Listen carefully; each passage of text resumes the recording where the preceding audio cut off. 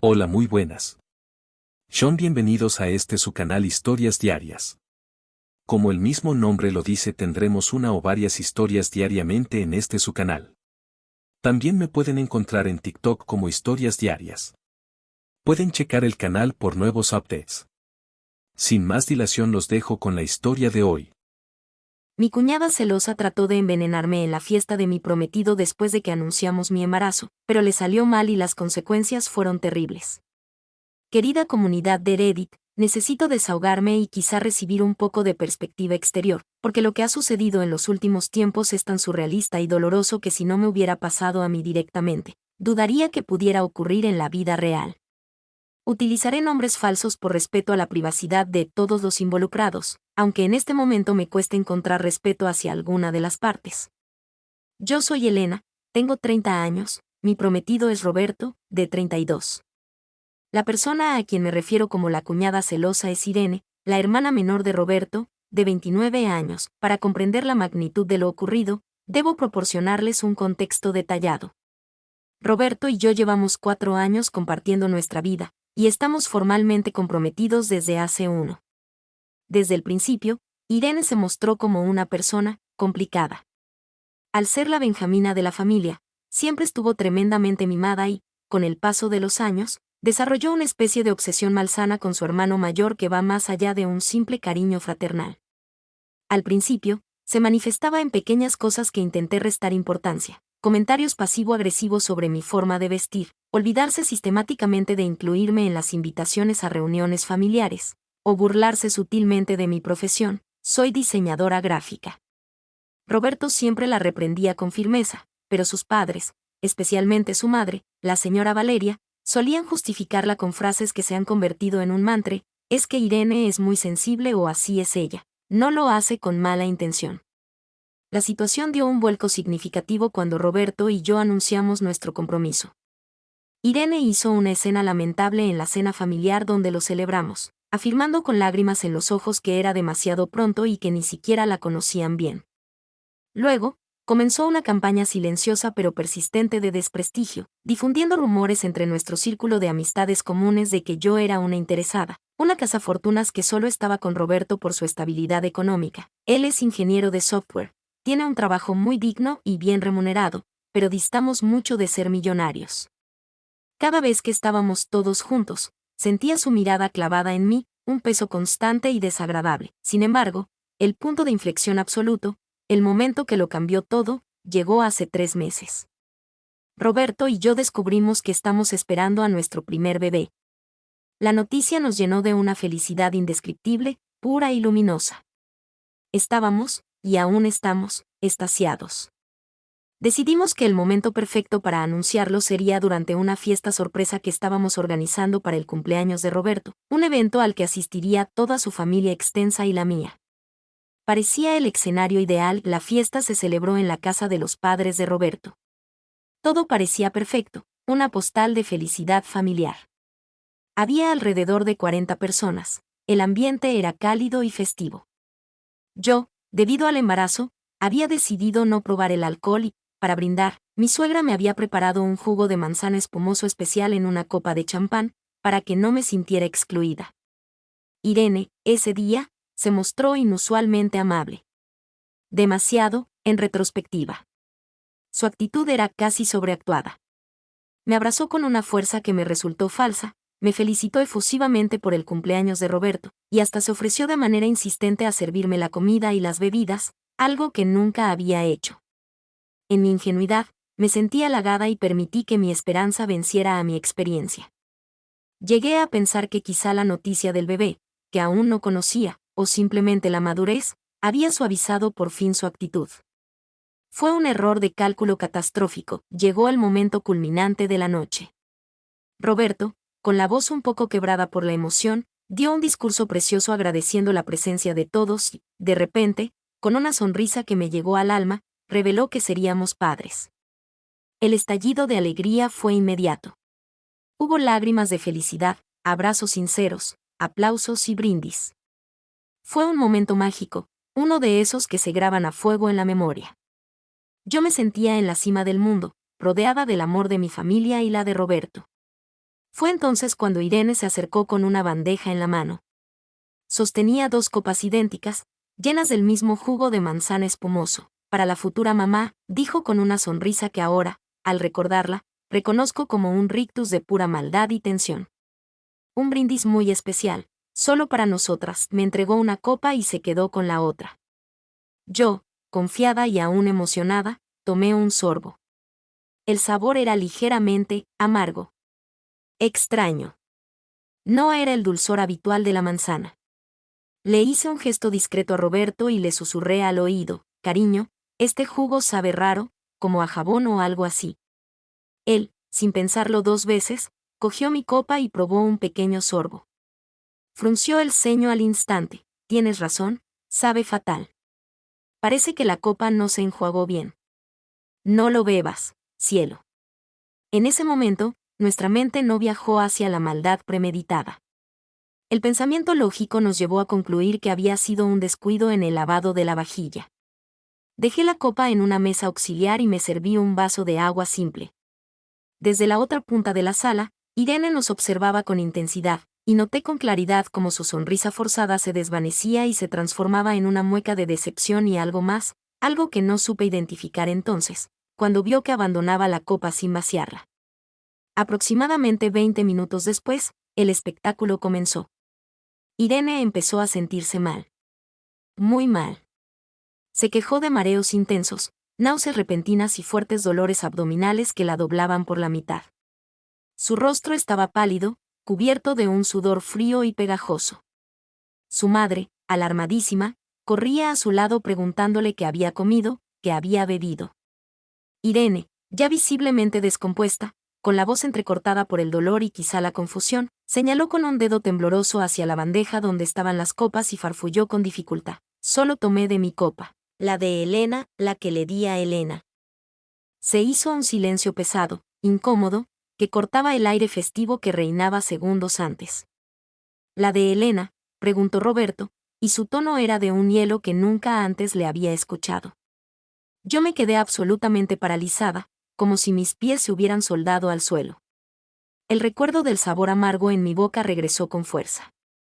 La insistencia casi patética de Irene en que tomara esa copa específica, su decepción al ver que no lo hacía, las piezas comenzaron a encajar de forma aterradora en mi cabeza. La señora Valeria, en un pánico ciego, llamó a una ambulancia entre sollozos. Mientras esperábamos, en medio del caos y la confusión general, Roberto, con una calma espeluznante, agarró las 2 copas, la mía, casi llena, y la de Irene, vacía, y las guardó meticulosamente en una bolsa de plástico con cierre, declarando en voz alta para que todos lo oyeran que iba a pedir que las analizaran de inmediato. La familia de Roberto estaba en un shock visible.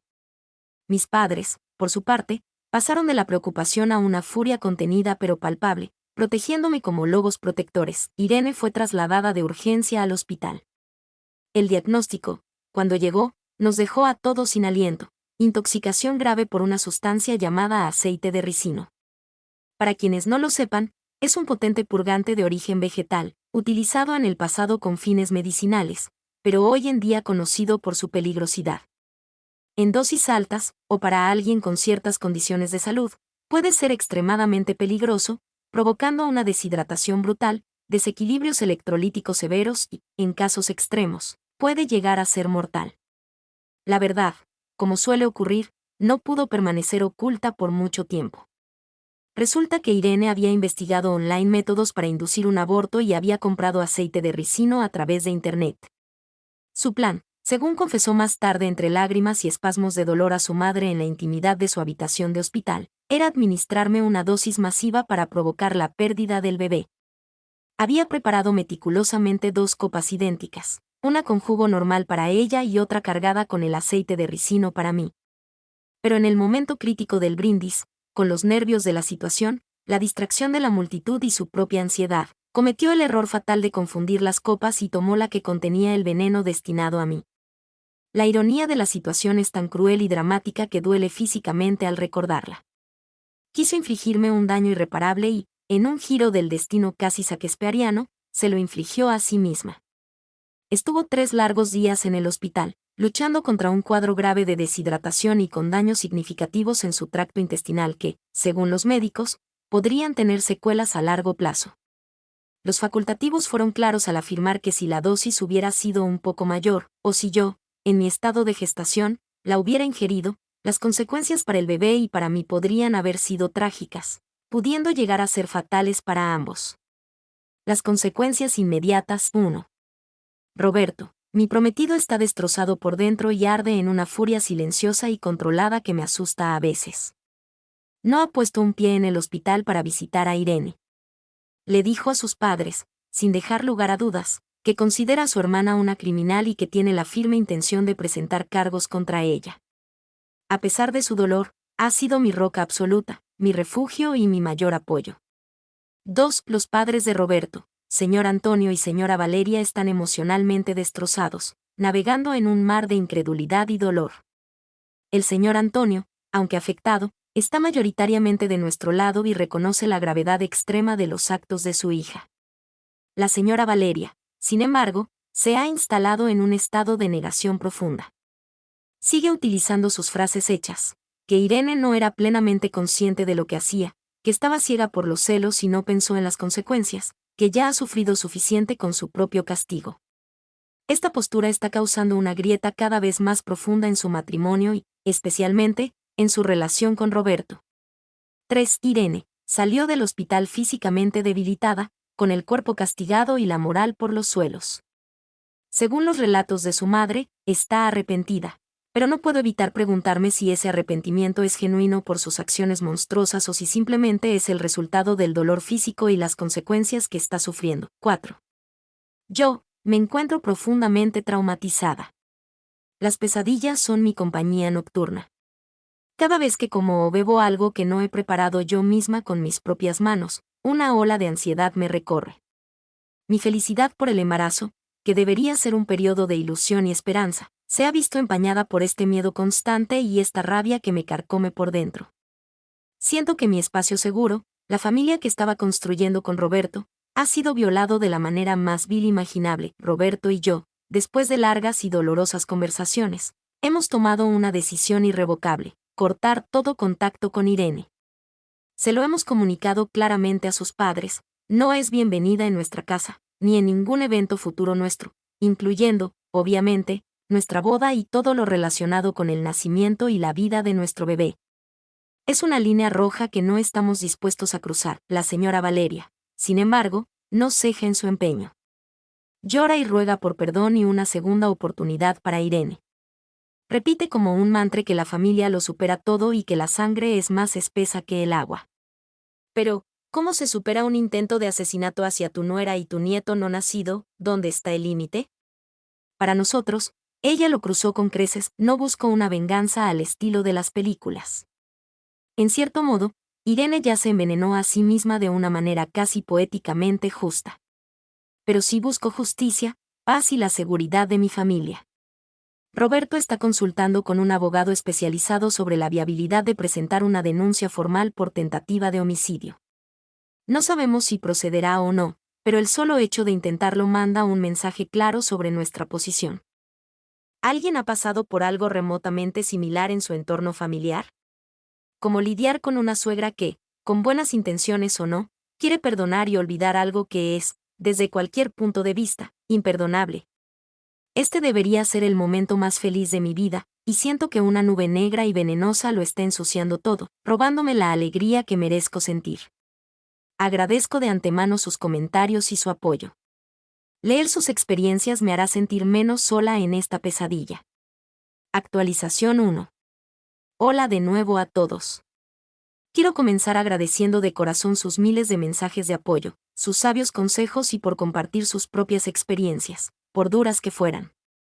Leerlos me ha dado una fuerza que no sabía que tenía y me ha ayudado a entender que no estoy exagerando, que mis sentimientos son válidos. Les traigo una actualización cargada de acontecimientos, algunos dolorosos, otros esperanzadores. 1. La reunión familiar, o el campo de batalla emocional. La presión ejercida por la señora Valeria no hizo más que aumentar con los días. Insistió hasta la saciedad en organizar una reunión familiar tranquila para hablar como adultos civilizados en su casa. Roberto y yo, Después de meditarlo detenidamente, accedimos a acudir, pero estableciendo condiciones muy claras desde el principio. Iríamos acompañados de mi padre, un hombre de una serenidad a prueba de bombas, pero con una autoridad moral inmensa, y dejaríamos absolutamente claro que no estábamos allí para negociar una reconciliación, sino para exponer nuestra postura definitiva. Irene, por supuesto, no estaría presente. La reunión fue intensa, agotadora emocionalmente.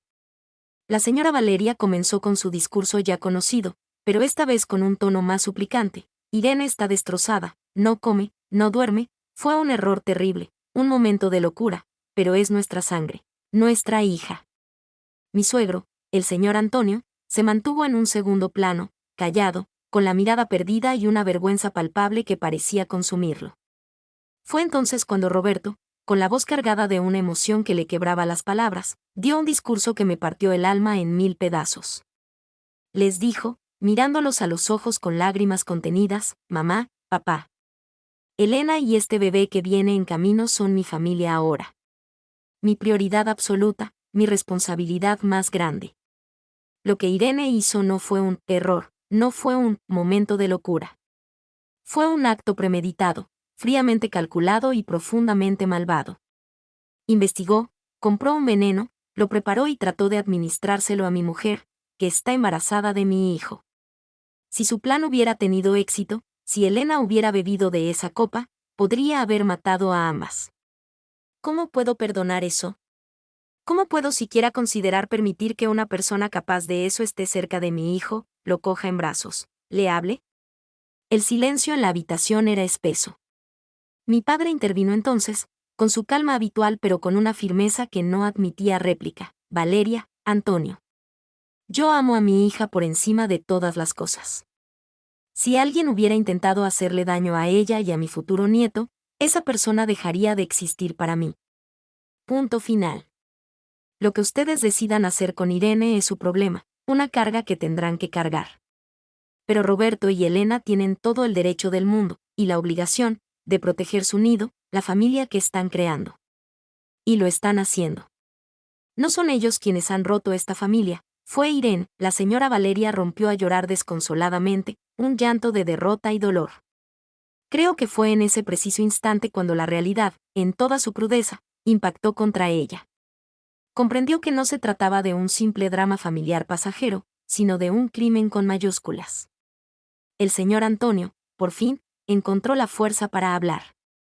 Le dijo a su mujer, con una voz cansada pero firme: Valeria, ellos tienen razón. No podemos seguir ciegos. Nuestra hija necesita ayuda profesional urgente, no que nosotros nos convirtamos en cómplices encubriendo su locura. Y Roberto y Elena tienen todo el derecho a vivir en paz, lejos de este horror. Fue un momento crucial, un parteaguas. La unidad que siempre habían tenido como padres se resquebrajó ante la evidencia, y el señor Antonio, aunque con dolor, eligió el lado de la cordura y la responsabilidad. 2. La venganza realista y satisfactoria comienza a desplegarse. Aquí es donde las cosas toman un giro que algunos podrían considerar vengativo, pero que para nosotros no es más que la búsqueda de justicia y la imposición de consecuencias. No es una venganza con fuego y sangre, sino una fría, metódica y legal aplicación de las consecuencias por unos actos terribles. Roberto y yo, armados con el informe médico de Irene, que conseguimos a través de una gestión formal de nuestro abogado, ya que la intoxicación era la prueba material del hecho, y con la bolsa que contenía las copas, que aún no habíamos enviado a analizar oficialmente, pero que constituía nuestra prueba física, nos presentamos en la comisaría con el corazón en un puño. Presentamos una denuncia formal por tentativa de homicidio. Fue un proceso larguísimo, agotador y emocionalmente drenante. Los policías que nos atendieron inicialmente mostraron cierto escepticismo, con ese cansancio propio de quien está acostumbrado a problemas de familia. Pero cuando les mostramos el informe médico que detallaba de forma explícita la intoxicación por aceite de ricino, cuando les contamos la historia completa de la preparación de las copas y la confusión final, su actitud cambió por completo. Se tomaron el asunto con la seriedad que merecía. 2 días después, la policía citó a Irene para una declaración formal. Acudió acompañada por sus padres, aún débil y pálida.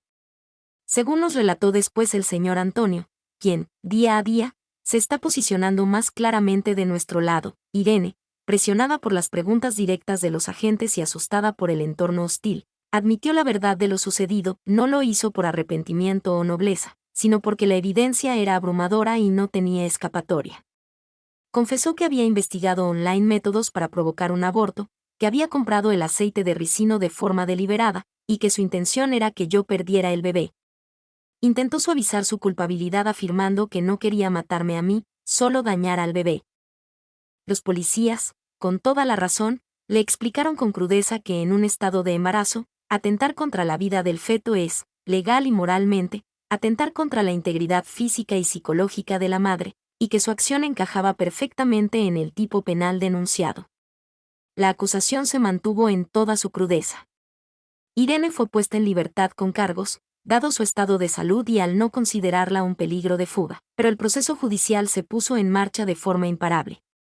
Ahora es oficialmente una acusada en una causa penal. Esta es la primera y más importante parte de lo que algunos llamarían venganza, la consecuencia legal implacable. Su historial está manchado con una acusación gravísima. Si es condenada, se enfrenta a una pena de cárcel real. Es la sociedad, a través de sus leyes, diciéndole que sus actos tienen un precio. 3. La bomba social. La verdad como arma. La segunda parte de esta cascada de consecuencias fue la social. La señora Valeria, incluso después de la dramática reunión familiar, nos había suplicado que no destrozáramos la vida social de Irene contándoselo a amigos y familiares extendidos. Argumentaba que ya tenía suficiente con lo suyo. Roberto y yo reflexionamos mucho sobre esto. Irene había estado envenenando mi reputación durante años con rumores sutiles y comentarios malintencionados. Era hora de que la verdad completa y sin edulcorantes, saliera a la luz. Era hora de que todos supieran quién era la verdadera envenenadora. No lo hicimos de forma chabacana o dramática en las redes sociales. Roberto, con una prosa clara y concisa, escribió un mensaje que envió a un grupo de WhatsApp de la familia extensa y a amigos muy cercanos de ambos lados. El texto decía, esencialmente, a nuestra familia y amigos más cercanos, les escribimos con el corazón apesadumbrado para informarles de una situación muy grave que ha ocurrido. Tras el anuncio de nuestro embarazo en la fiesta de cumpleaños de Roberto, Irene, hermana de Roberto, intentó administrarle a Elena una sustancia peligrosa, aceite de ricino, con la intención expresa de causarle un aborto. Por un trágico error, Irene ingirió la sustancia ella misma y sufrió una intoxicación grave que requirió hospitalización. Ante la gravedad de los hechos, hemos presentado una denuncia ante la policía por tentativa de homicidio, denuncia que Irene ha admitido en su declaración. Nuestra prioridad absoluta en este momento es la salud física y emocional de Elena y de nuestro bebé. Para protegerlos, hemos tomado la decisión irrevocable de que Irene no formará parte de nuestras vidas. Agradecemos de todo corazón su comprensión, su respeto y su apoyo en este momento tan difícil para nosotros. El efecto fue nuclear, tal y como esperábamos. Los mensajes de apoyo para nosotros fueron inmediatos y abrumadores. La familia de la señora Valeria, sus hermanos y primos, la llamaron para reprocharle con dureza que hubiera intentado proteger a Irene y ocultar la verdad. Las amigas de Irene, al descubrir la naturaleza criminal y profundamente tóxica de su carácter, se alejaron de ella casi de la noche a la mañana. Su vida social, el círculo en el que se movía y del que tanto presumía, se evaporó como por arte de magia. Esta fue la segunda consecuencia, el ostracismo social merecido. La comunidad, su tribu, la expulsó por sus actos. Irene se encuentra ahora en una situación de aislamiento casi total, enfrenta un proceso penal que puede acabar con su libertad. Su familia está dividida y su red de apoyo social ha desaparecido. Su castigo autoinfligido, el envenenamiento, fue físico y temporal. Nuestras acciones, frías y legales, le han traído el castigo a largo plazo, el legal y el social, que son mucho más permanentes y devastadores para una vida. 4. El arrepentimiento de la esposa. Figurativa un muro que comienza a agrietarse. Quiero aclarar aquí el punto del título que habla del arrepentimiento de la esposa. En esta historia, mi esposa es, metafóricamente, la señora Valeria. Ella era, en la práctica, la esposa o guardiana del sistema familiar disfuncional que permitió, con su permisividad y justificaciones constantes, que Irene se convirtiera en el monstruo en el que se transformó. Y ella sí está comenzando a mostrar señales de un arrepentimiento profundo. Después de la explosión del mensaje de WhatsApp y de ver que su propio marido le está retirando el apoyo de manera gradual pero constante, su tono ha cambiado radicalmente. Ha dejado de suplicar por Irene y ha empezado a dirigir sus peticiones de perdón hacia nosotros. Me llamó por teléfono ayer, con la voz quebrada por el llanto, y me dijo algo que nunca pensé oír: Elena, lo siento. Lo siento de verdad. No supe ver la gravedad, tenía miedo de perder a mi hija y en el proceso, por mi ceguera, casi pierdo a mi hijo, a ti y a mi nieto. Por favor, no me excluyan de la vida del bebé. Haré lo que sea. Fue un momento de una potencia emocional inmensa. Le dije, con una calma que me sorprendió a mí misma, que agradecía sus palabras, pero que la confianza es un edificio que se construye con acciones, no con palabras. Le dejé claro que, por el momento, cualquier acceso a su futuro nieto estaría condicionado a su aceptación total y sin reservas de nuestro corte absoluto con Irene y a su apoyo incondicional a nuestra decisión, no a los intentos de mediación. Ella, con voz débil, aceptó. Era una sombra pálida de la mujer segura de sí misma y a veces manipuladora que había sido siempre. La grieta familiar es profunda y las cicatrices quedarán para siempre, pero siento que, por primera vez desde que empezó este infierno, estamos construyendo nuevos cimientos, más sanos y sólidos, con límites de acero. Roberto y yo estamos más unidos que nunca. Este calvario ha soldado nuestro vínculo de una manera extraordinaria.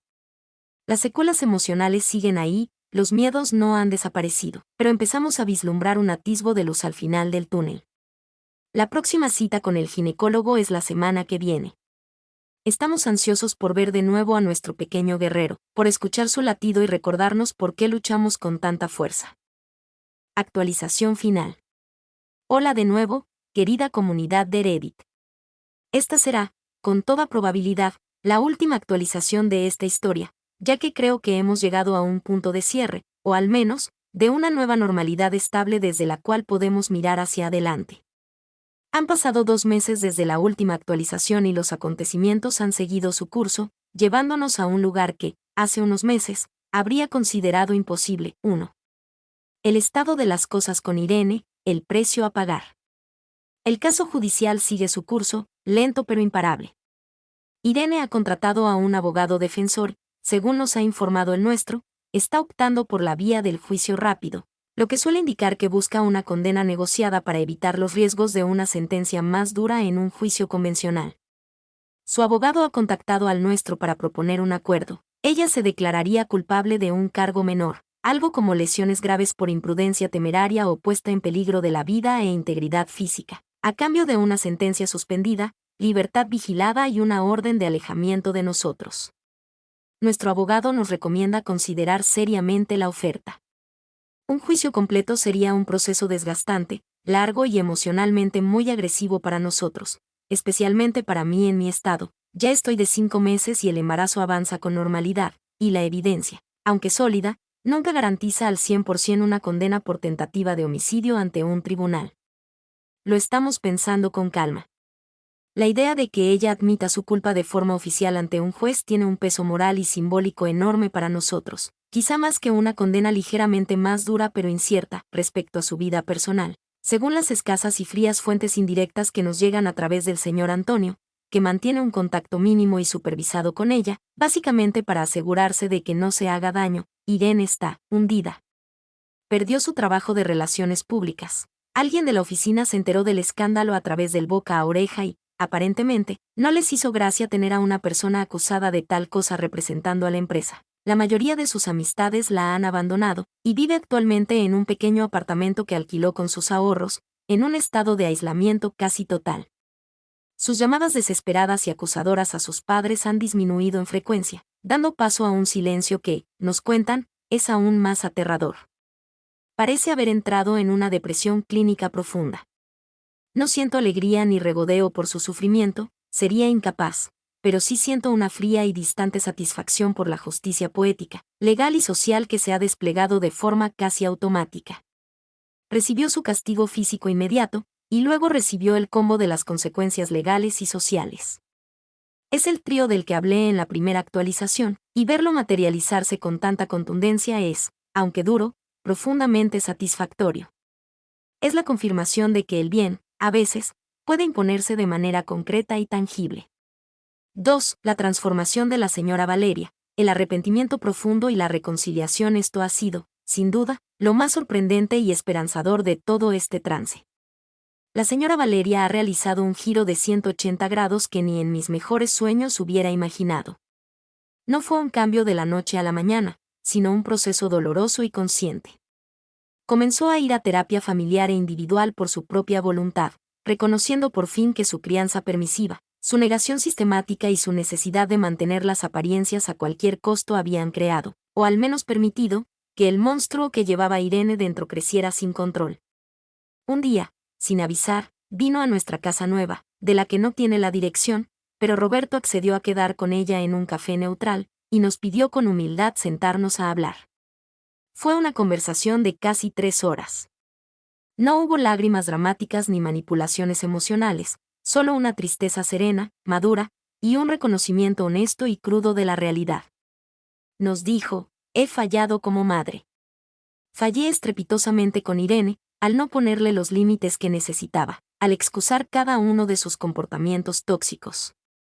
Y fallé, quizá aún más, con ustedes, al no protegerlos cuando más lo necesitaban, al priorizar la paz ficticia de mi hogar sobre la seguridad real de mi nuera y mi nieto.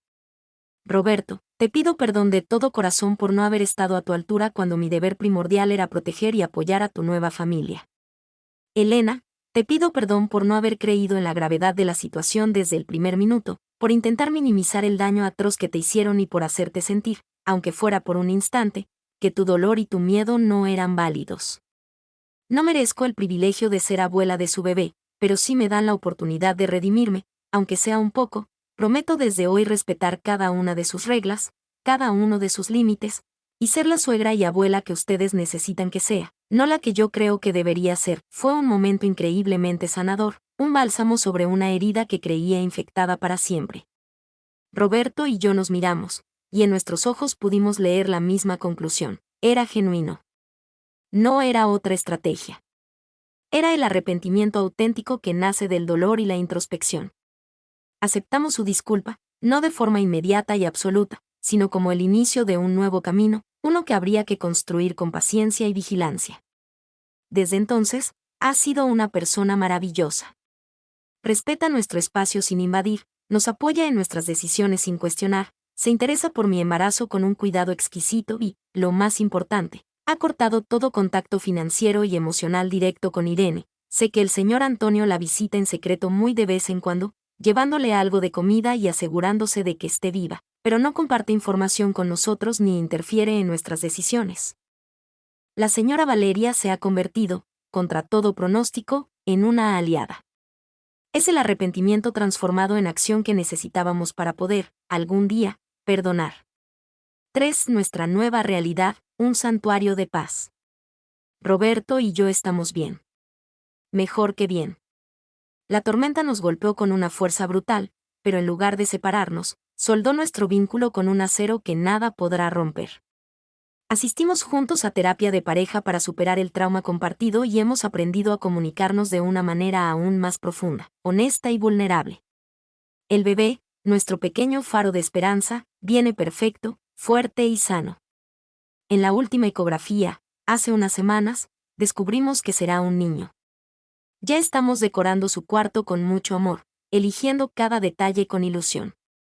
Es un espacio sagrado, lleno de luz y de amor, deliberadamente alejado de cualquier sombra de veneno y toxicidad. Hemos establecido, de mutuo acuerdo, unas reglas de hierro para el futuro, unas fronteras claras que son nuestra armadura. Irene no existe. Es una persona non grata. Su nombre no será mencionado en nuestra casa. No tendrá acceso a ninguna fotografía, información o presencia, por mínima que sea, en la vida de nuestro hijo. Es un capítulo cerrado para siempre, cero tolerancia. Cualquier intento de acercamiento, comunicación o manipulación por parte de Irene, ya sea directa o a través de terceros, será documentado de inmediato y reportado a la policía y a nuestro abogado sin contemplaciones. Acceso condicional y supervisado. La señora Valeria y el señor Antonio tienen un acceso limitado pero amoroso a nuestra vida. Saben, porque así se lo hemos dejado claro, que un solo desliz, como pasar una simple foto o información del bebé a Irene, significaría el corte inmediato y definitivo. La confianza, una vez rota de esa manera, no se recuperaría. El santuario. Nos hemos mudado a una casa nueva, en una urbanización tranquila. Nadie de la familia de Roberto, excepto sus padres, tiene la dirección. Este lugar es nuestro refugio, nuestro santuario inexpugnable, un espacio que hemos creado desde cero, libre de fantasmas y malos recuerdos. 4. Reflexión final. Lecciones aprendidas en el fuego. Esta experiencia terrible me ha enseñado lecciones durísimas, pero valiosísimas, que llevaré conmigo para siempre. La familia no es solo sangre. La familia es quien te protege, te respeta, te valora y te ama incondicionalmente, sin excusas ni justificaciones tóxicas. A veces, para que el árbol familiar crezca sano y fuerte, hay que podar las ramas enfermas. Por mucho que duela, las consecuencias son la forma más ética y efectiva de venganza. No tuvimos que ensuciarnos las manos con actos mezquinos o ilegales. Nuestra venganza fue exponer la verdad a la luz, utilizar las herramientas legales que la sociedad nos ofrece y dejar que el sistema y la opinión pública actuaran como jueces. Fue mucho más contundente y satisfactorio que cualquier acto de retaliación visceral. El arrepentimiento es posible, pero debe ganarse con acciones, no con palabras. La señora Valeria no se redimió con sus lágrimas iniciales, sino con el trabajo duro de la terapia, con disculpas honestas y, sobre todo, con un cambio de comportamiento tangible y duradero. Protéjanse siempre, sin miedo. Si alguien en su vida, sin importar el parentesco o la historia compartida, les hace daño de forma deliberada y grave, corten ese lazo. No lo duden. Su paz mental, su seguridad emocional y física, y la de sus hijos, son lo primero y lo más importante. No permitan que nadie les haga creer lo contrario.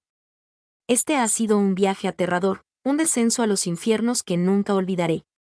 Pero ha terminado, o al menos ha encontrado una pausa, llena de una esperanza serena y bien fundamentada. Nuestro hijo nacerá en un entorno de amor, protección y límites sanos. Irene es solo un fantasma del pasado, una lección dolorosa de lo que nunca debemos permitir que se acerque a nuestro núcleo familiar. Gracias, de todo corazón, a esta comunidad. Sus miles de mensajes, su apoyo incondicional y sus propias historias fueron un faro de cordura y fuerza en mi momento más oscuro. Me hicieron sentir menos sola y me dieron el valor para mantenerme firme.